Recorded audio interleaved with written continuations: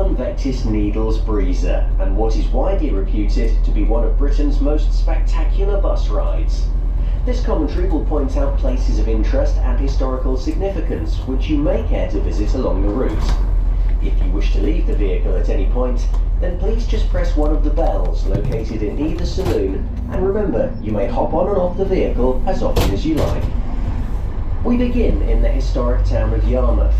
Once called Yarmouth, meaning muddy estuary, this is believed to be the site of a Celtic settlement prior to the Roman occupation. In the 12th century, a town was built here by the Norman Baron de Redvers, who bestowed the first charter upon the town in 1135. Some 200 years later, Yarmouth was subjected to a series of attacks by the French, who sailed into the Solent and ransacked the town, and repeated this in the 16th century. This persuaded Henry VIII that a castle was needed to protect that part of the island from attack. The castle was completed in 1547, and since then, Yarmouth has been free from French or any other invasion.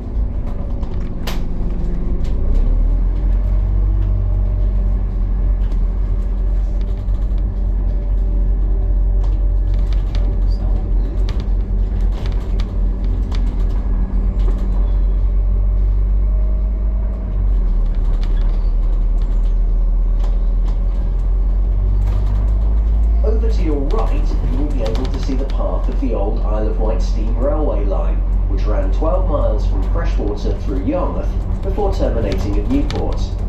This line was opened in 1889 by the Freshwater, Yarmouth and Newport Railway and was closed in 1953 following a public inquiry. One of the original locomotives on the line, number 2 Freshwater, which was built in 1876 and was purchased in 1917 after a few years on loan, still survives to this day in a restored condition on the Isle of Wight Steam Railway in Haven Street.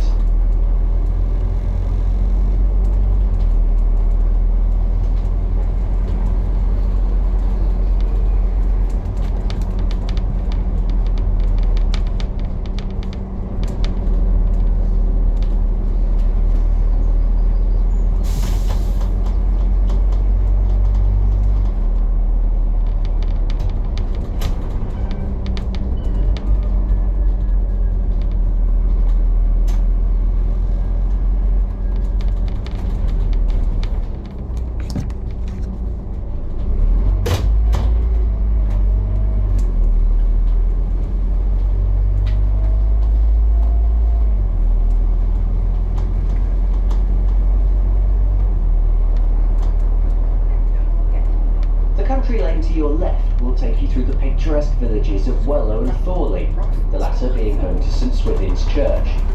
There has been a church in Thorley since medieval times, the porch of which still survives, close to Thorley Manor. The replacement church was built a short distance to the east during the 19th century.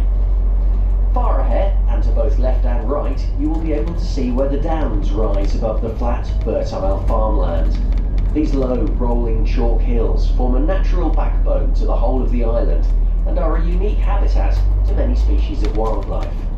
Charles Dickens said after a visit, "From the top of the highest down, there are views which are only to be equalled on the Genoese shore of the Mediterranean." It is possible to start at the Needles viewpoint at the end of Tennyson Down and walk the 26 miles to Culver Down above Sandown, following country footpaths nearly all the way, and crossing the road only some half a dozen times. This route is often referred to as the roof of the island, and walking along it has been described as flying low over the whole landscape, only more exceptional because of the wild flowers, birds and butterflies.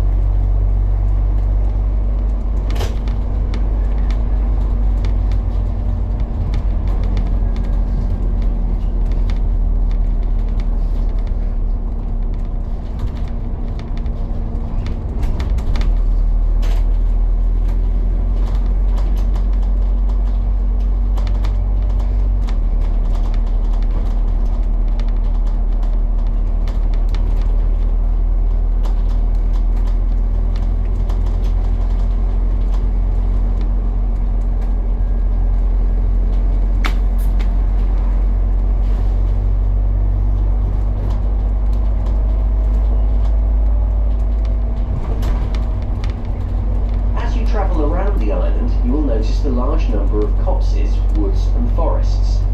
9% of the island is wooded, and half of that is ancient woodland. The island is one of only 4 places in Britain where the endangered red squirrel is thriving. With an estimated island population of 3,500, the Solent provides a natural barrier from the outcompeting and stronger American grey squirrel. Anyone found to be releasing a grey squirrel, a mortal enemy of the red, could be fined up to £5,000 and jailed for 2 years.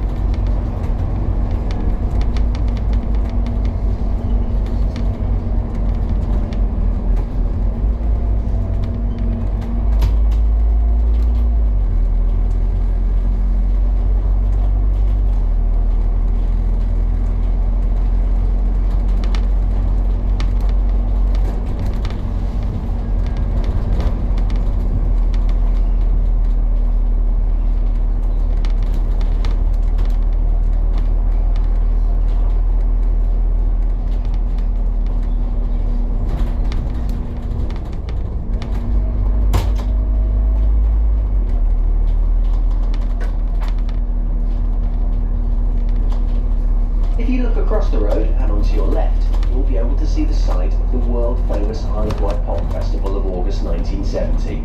This was, at the time, the largest pop festival ever held outside America, and is still referred to today as the mother of all festivals. This was also one of the last places the legendary Jimi Hendrix performed live. Jimi played East Afton Farm on August 30th, and 19 days later, tragically died.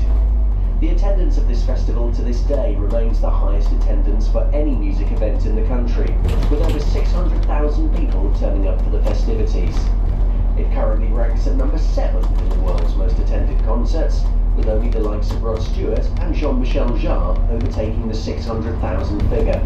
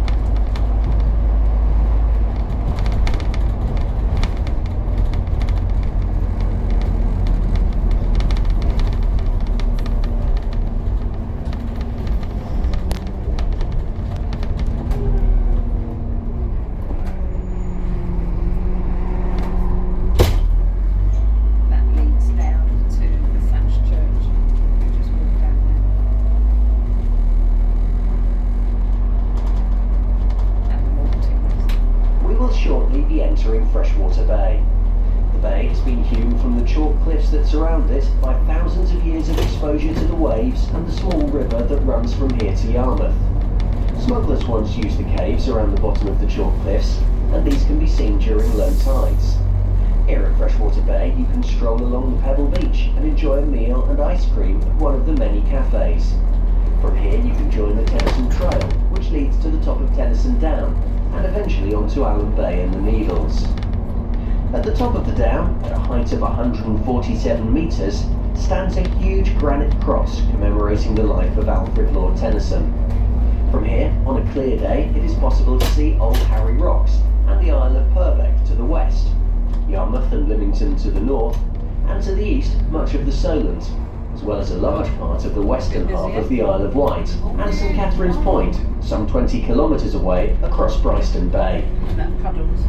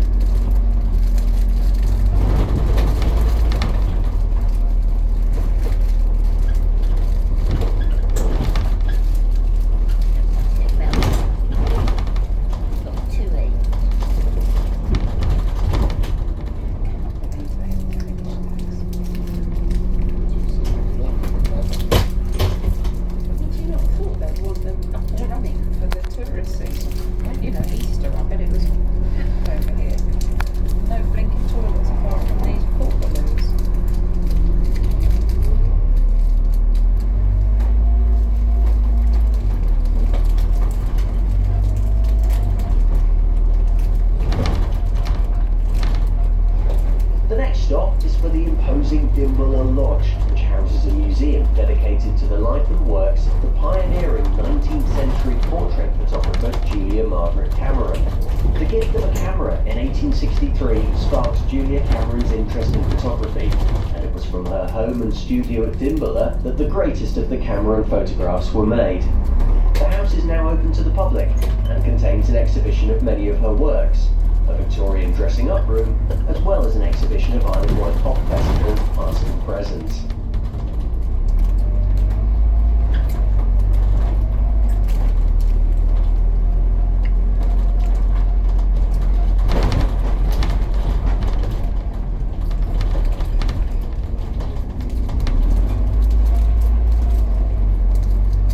Over to the left, we will shortly pass the quaint and beautiful St Agnes Church, which was built with stone from a derelict old building in 1908, on land donated by Hallam Tennyson, who was the second Governor-General of Australia and son of Alfred Lord Tennyson.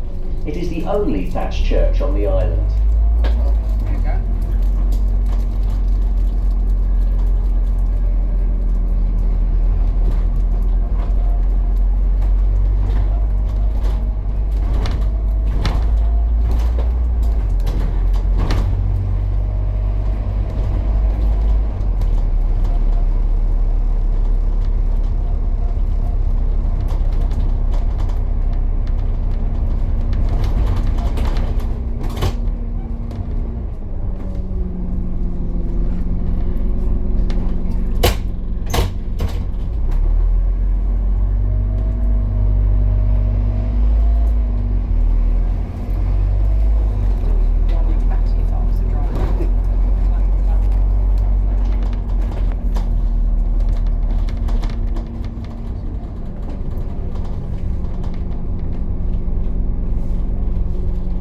Over to the left are the extensive grounds of the Farringford estate.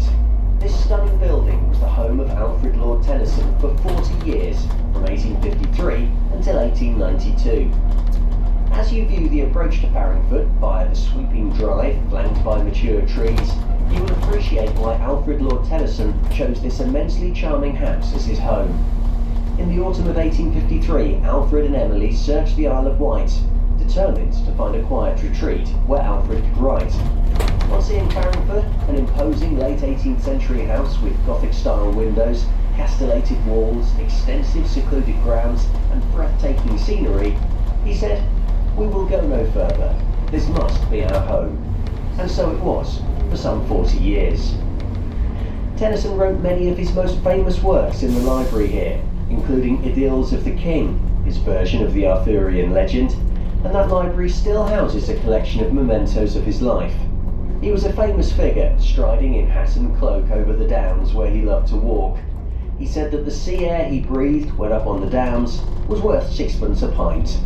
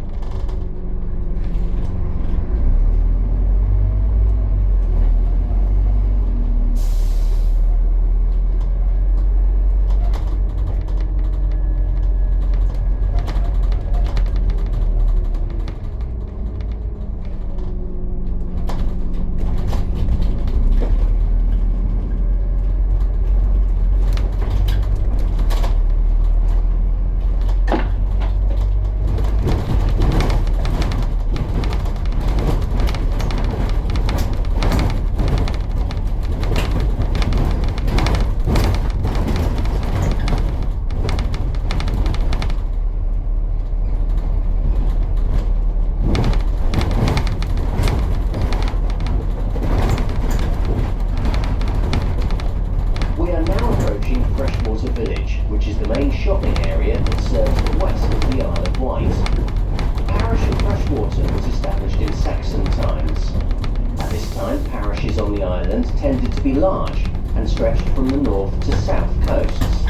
This ensured that each parish possessed a mixture of soil types that gave good agricultural land, woodland and downland.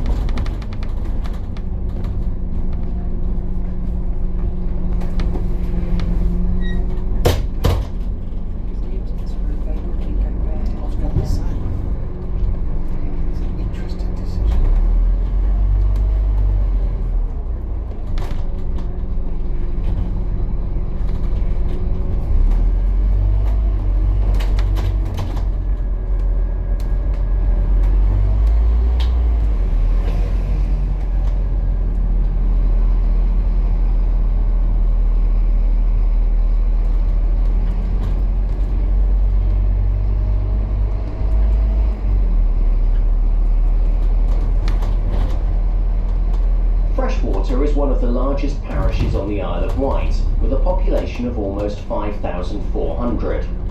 It has an infant school, a library, a sports centre with a gymnasium and swimming pool, a skate park, and a large recreation ground with a comprehensive range of play equipment.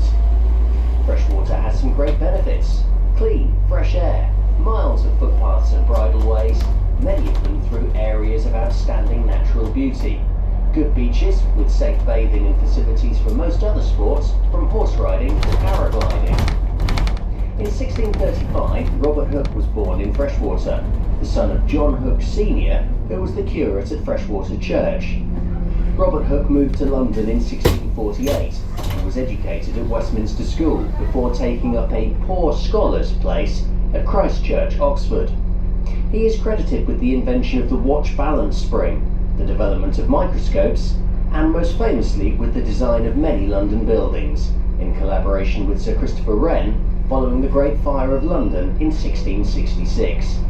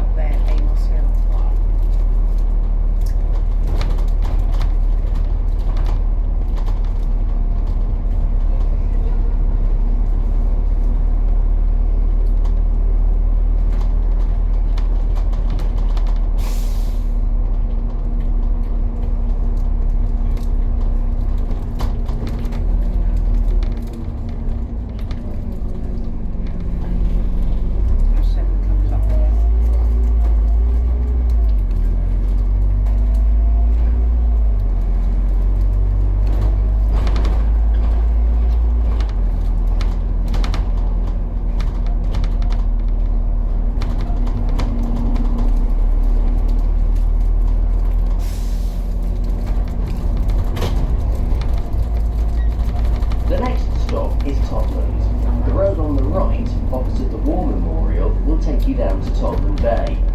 It was not far from here, in the late 1890s, that the radio pioneer Guglielmo Marconi set up the first wireless transmitting station. The first readable transmissions took place between this station and a ship at sea on November 6, 1897. By June 1898, the service had advanced so far that it was possible for Lord Kelvin to send the first paid Marconi-gram from this station. The station has long since disappeared, but a grand memorial marks the site and can be found near to the viewpoint within the Allen Bay landmark attraction.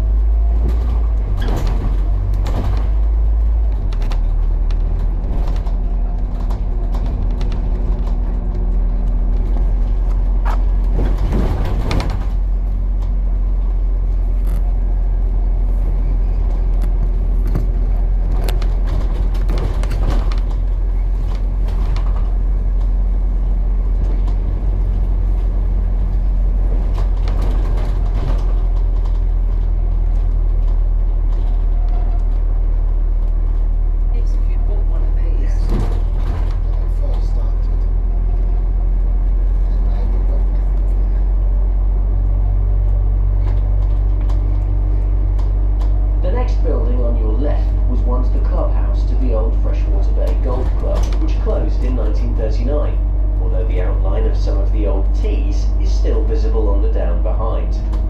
This down is called Heddon Hill, and is also known as Heddon Warren, which was once the site of a rabbit farm colony. Rabbits were once called conies, and were not indigenous to the island, as the Normans introduced them here. Later, they were brought over from the mainland by the Coney man, and became an important source of meat to the local people, being bred and farmed by a warrener. Up to this time, foxes also were not native to the island, and for anyone to have released a fox, the punishment was deportation to the colonies. Another animal not originally found on the island was the hare, later introduced by Sir Edward Horsey, who offered a young lamb in exchange for each breeding hare. The hares were then used for hunting.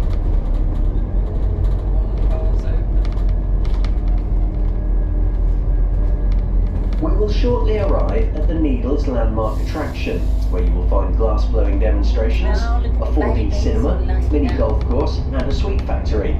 Here you may buy the famous coloured sands of Allen Bay and take a chairlift ride down to the beach and back. There are also amusements, refreshments, ice creams and a gift shop. This is also the stop for the Needles Pleasure Cruise.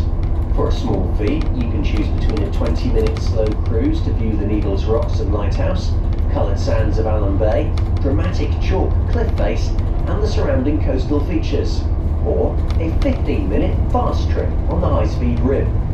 Whichever option you choose, you're guaranteed a breathtaking experience. Customers for the Needles Old and New batteries and clifftop viewpoints should remain on the bus.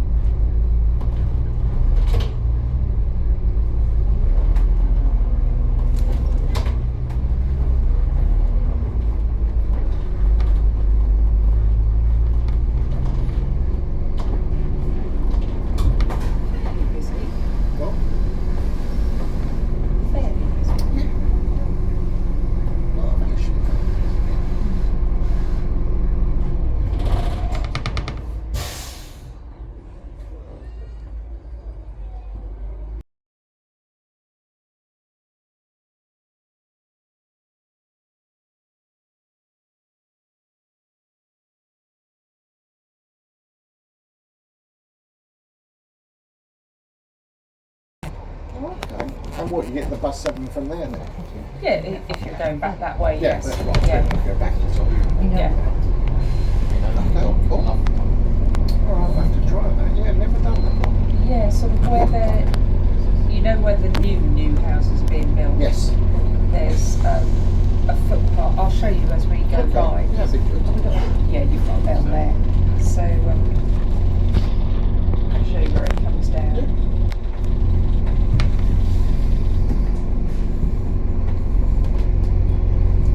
There's somebody's garden. You have to do 3 sides of a square Alright, okay. around their garden. It's fantastic. A day like this up there is incredible.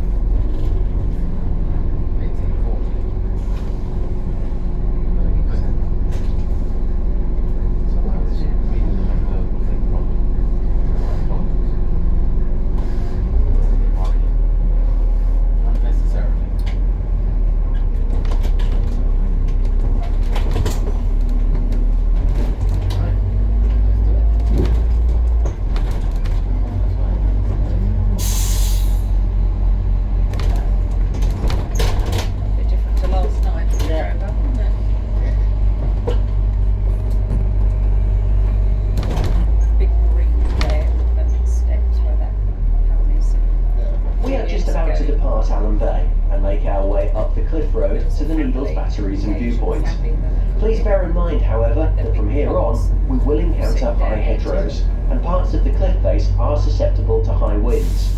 So please be aware, especially if you are sitting on the outside part of the upper deck.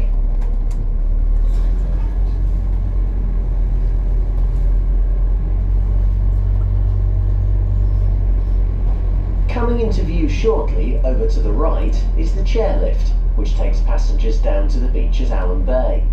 Weather permitting, there is sometimes a trip around the bay in a small boat, which will take you all the way out to the Needles. This name came from Needle Rock, a 120 feet high column of rock, which was also known as Lot's Wife. This column fell into the sea during a storm in 1764, the stump of which can still be seen at low tide. From then on, the site was known as the Needles. The Needles Lighthouse was built in the 1850s and is still operational today, although it is now unmanned as it became fully automated in 1994. On a clear day, you can see the whole way along the south coast, from Southampton to Bournemouth, there in the distance. Across the Solent, you can see the estuary that leads into Lymington Harbour and the flat plain of the New Forest, which still covers some 92,000 acres. We will shortly be approaching the Needles Old Battery, which was originally built in 1863 to protect against invasion by the French. West White was particularly well defended, with Fort Redoubt at Freshwater Bay, the Needles Battery, and a further 5 fortifications around the coast towards Yarmouth.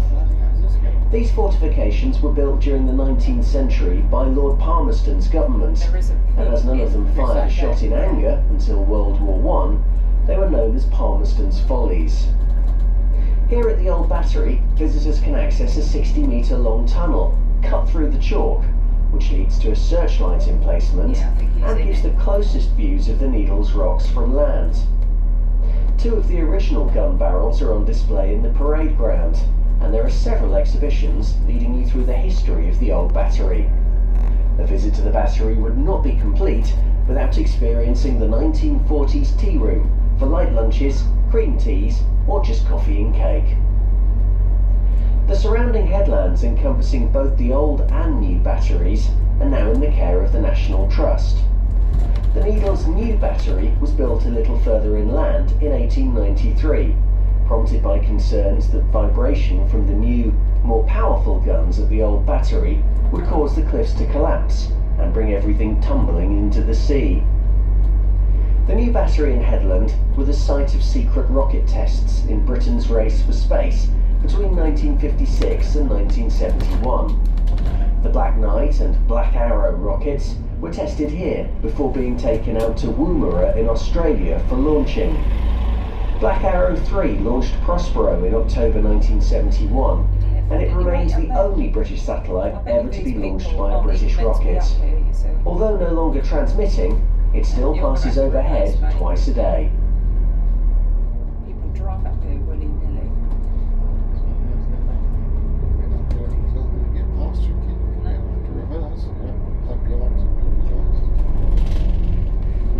She can see the bus coming, for goodness sake. Where did she think it was going to go? I mean, to be fair, they could be in the cottages up there, but You won't give them the benefit of the doubt. use your common sense.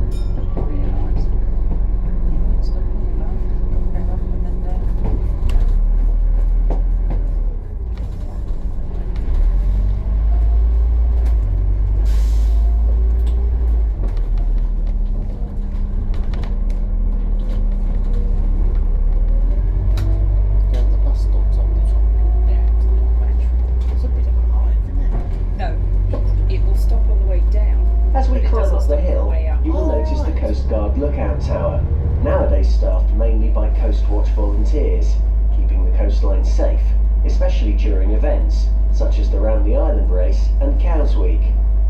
As we continue our climb up to High Down, you will see the old Coast Guard cottages, now available from the National Trust for holiday lettings. These cottages are named after 3 local shipwrecks, Pomone, Irex and Varvassi. We are now approaching the turning point and the underground rooms of the Needles New Battery. This houses an exhibition about the history of the rocket test site, which is open on Saturdays from Easter until the end of September, and is free to enter.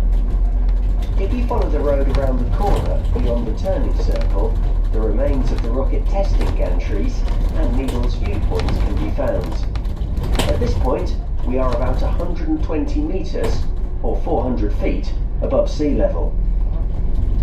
Have you ever walked down there? No. There's a brilliant view of the Needles from there. There's a viewing platform. It's called Sun Corner.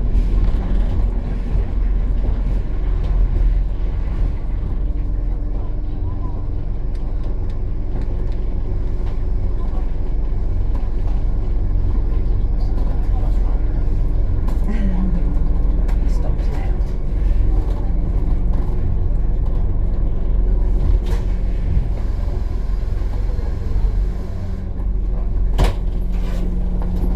Girls. Sounds old.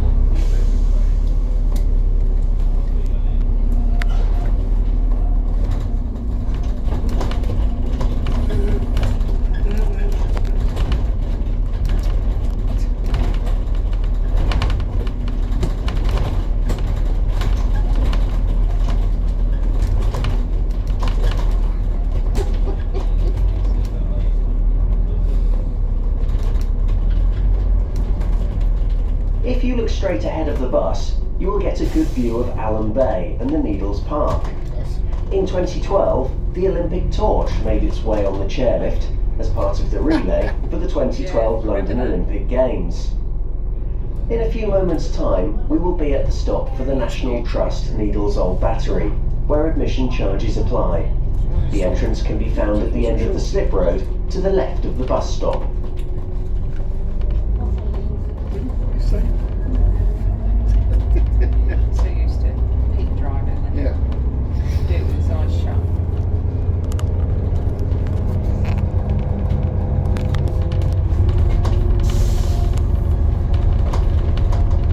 It stops here, does it? Oh, yeah, Yes. I see. Yeah.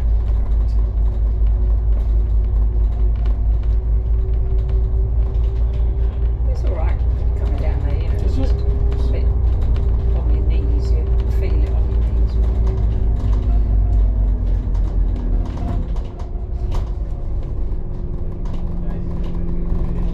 And that line of surf there is referred to as the shingles for some Right. reason.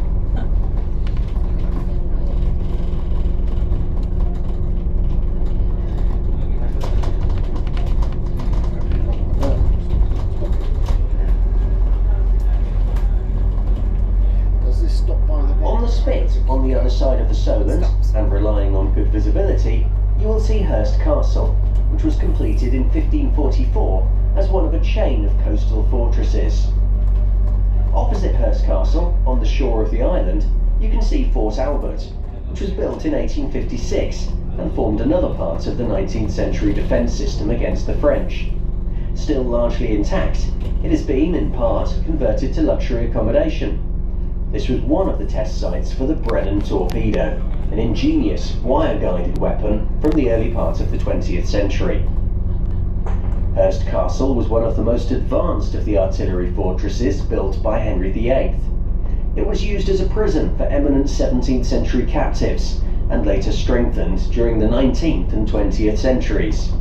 Its situation at the narrow entrance to the Solent, where the ebb and flow of the tides create strong currents, put would-be invaders at its mercy. After his incarceration in Carisbrooke Castle here on the island, Charles I was imprisoned in Hurst Castle in 1648, before being taken to London for his trial and execution. During World War II, Hurst was manned with coastal gun batteries and searchlights. Down to your left is a wonderful view of the celebrated coloured sands of Allen Bay. These sands first appeared on record in 1790, and the Victorians were the first to visit in large numbers, to view both the natural coloured sand cliffs and the stunning landscape. The Victorians were also the first to fill various shaped glass bottles with natural sand, and to create sand pictures. Naturally occurring cliff balls provide the source for the sand, which is professionally collected, thus the number of available colours can vary from year to year. The cliffs are made up of the mineral quartz, and the 21 different colours that are visible are all tinted by varying amounts of minerals that are naturally present. Use was also made of the white sand, which was quarried, stored at Yarmouth, and taken by schooner to Runcorn to make plate glass. It was also taken to porcelain factories in London, Bristol, Worcester, and the West Indies before the trade ceased in 1851 in favour of French sand. There was once a pier at Allen Bay. It was built in 1873 to allow Victorian paddle steamers to land passengers there. Traffic became less frequent after the First World War, and the pier was eventually declared unsafe in 1925. The pier was destroyed in the winter of 1927 and never replaced. In a few moments we will once again arrive at the Needles landmark attraction, where we will stop briefly before continuing our journey back towards Totland and Yarmouth. This is also the stop for Route 12 towards Mottiston, Bryston, Shorewell and Newport. Say again?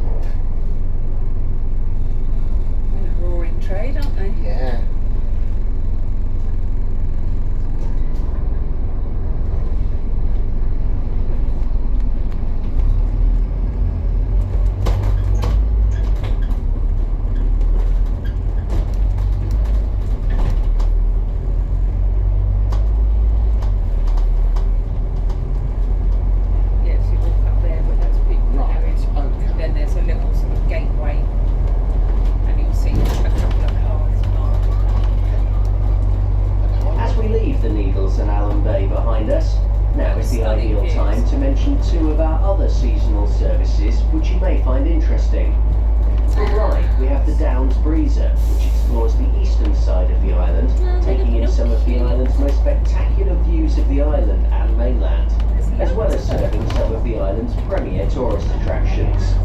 In Shanklin, you can hop aboard our Shanklin shuttle bus service, which links Shanklin bus station, the railway station, Shanklin Esplanade, Shanklin Chine, and the picturesque Shanklin Old Village. Operating dates for these two services are as specified in our timetable, or you can always check with your driver or at the office in Yarmouth bus station.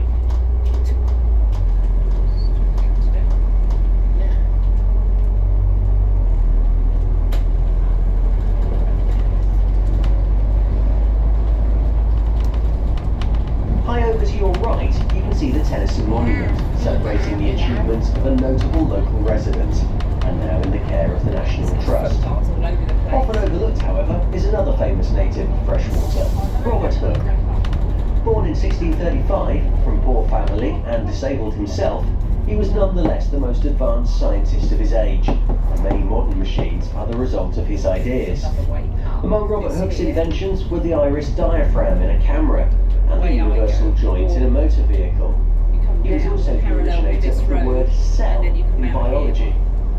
Another of his inventions continues to work as effectively as ever in the 21st century, for Robert Hooke was the inventor of the watch balance spring.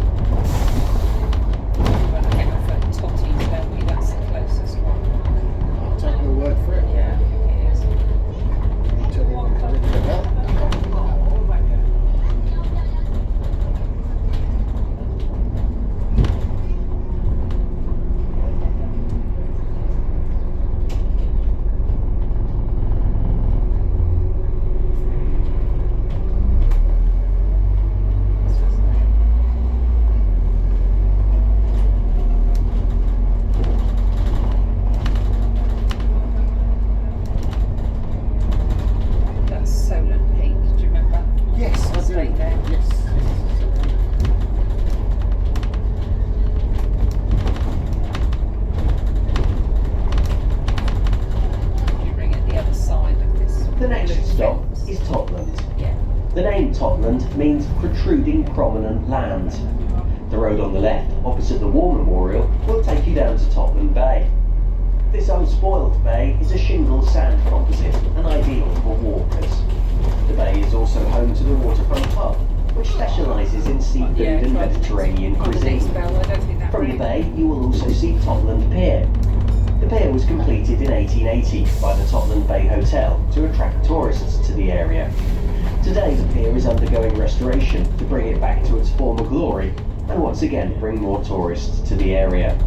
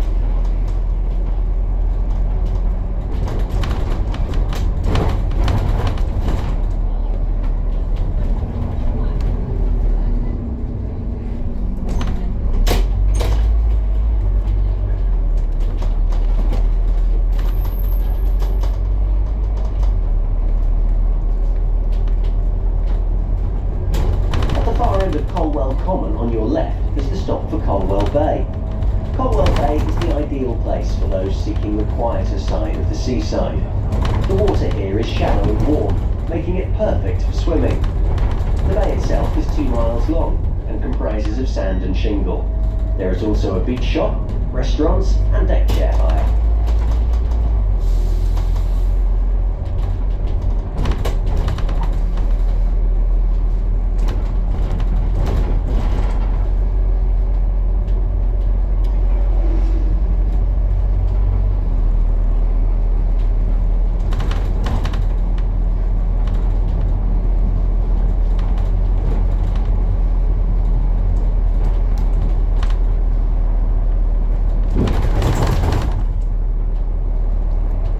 This part of the island has always been well defended from enemy invasion. At one point there were 7 points of defence on this side of the island. These were the Needles Batteries, Hatherwood Battery, Warden Point Battery, Cliff End Battery, Fort Warden, and coming up on the right are the remains of the extremely well defended Golden Hill Fort. A 6-sided structure, Golden Hill was a land rather than sea defence fort and acted as a barracks for the gunners manning the nearby batteries. Whilst operating, the fort even had its own hospital, which can still be seen over to your left. Constructed between 1863 and 1868, this remarkable listed landmark was used by the Army until 1962. As well as being home to luxury apartments, it is also reputed to be home to a ghost. The ghost is believed to have been a World War I Sergeant Major who was hated by his colleagues. He died after accidentally falling down a flight of stairs and breaking his neck.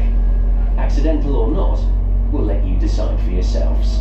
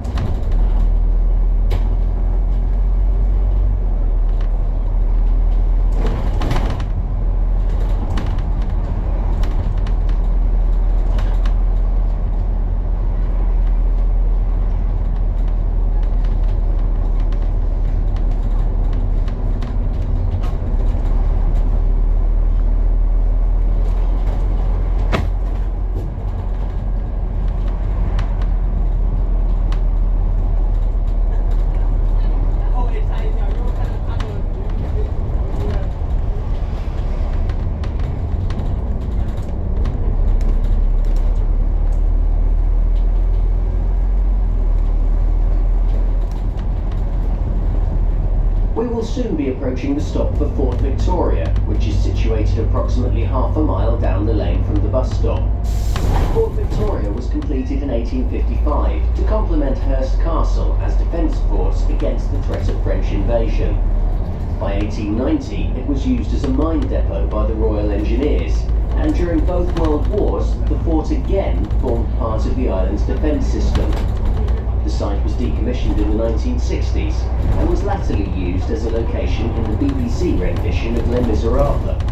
The remains of the fort now house a cafe, along with several visitor attractions, including the planetarium, a reptilarium, one coast sweet shop, and an archaeology centre.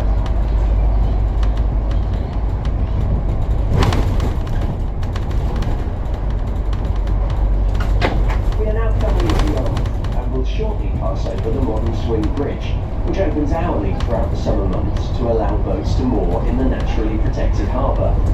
The Brezzer Handbook to the Isle of Wight refers to a ferry between Yarmouth and the hamlet of Norton to facilitate communications. In 1858, a causeway was built across the estuary and a swing bridge was put in place to complete the link to Freshwater in 1860. bridge was eventually replaced, and in 1987 this modern swing bridge opened to the public. Remains of the old bridge can still be seen to the left of the bridge.